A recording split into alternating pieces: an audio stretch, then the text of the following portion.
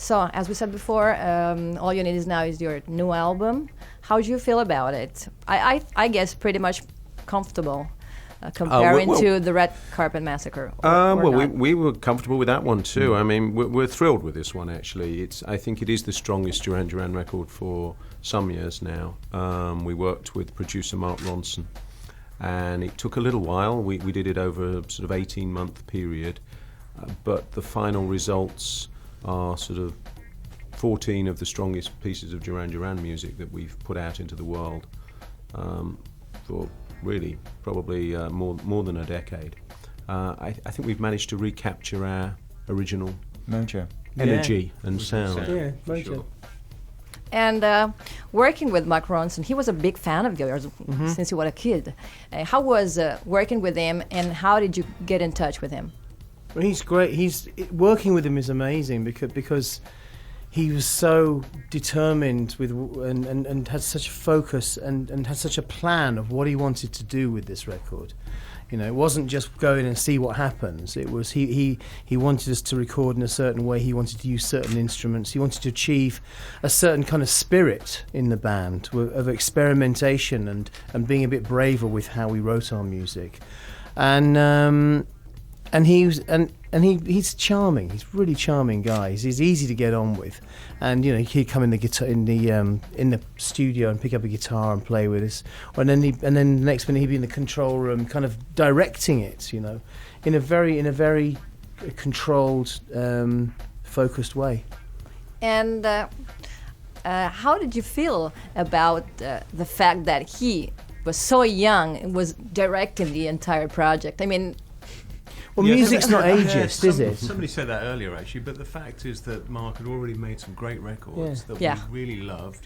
He'd won a Grammy, so he came in with this amazing pedigree anyway with him. So, you know, it wasn't like some kid that's just walked off the street. It's somebody that had been making fantastic records that we were all fans of as well. So the feeling was really mutual. You know, we're fans of his as well as the other way around. I think also we're very lucky in the music industry to be working in an environment which is it's not ageist at all.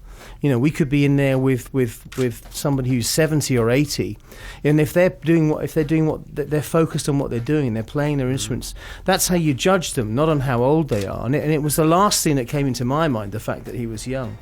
You know, he made himself one of us very quickly. There are a few guest stars on the album, and a couple of very tough women. Yeah.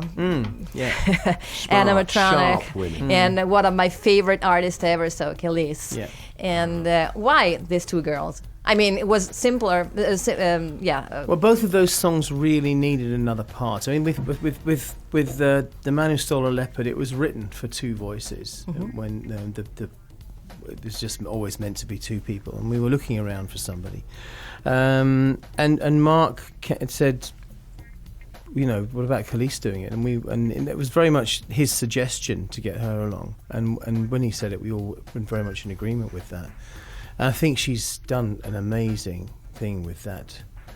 With a melody that sounds like one of my melodies, but she's made it hers so much.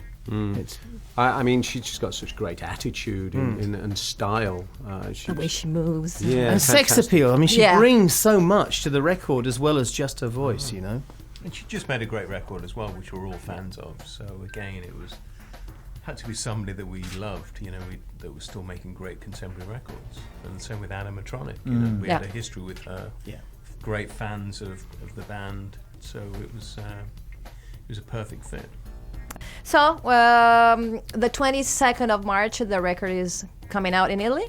Yeah. And what about the tour? The tour will be coming here. I think we're talking about coming here in July, aren't we? We are. Sounds like a plan. Yeah. We haven't got any and that's about all it is at the moment. Yeah.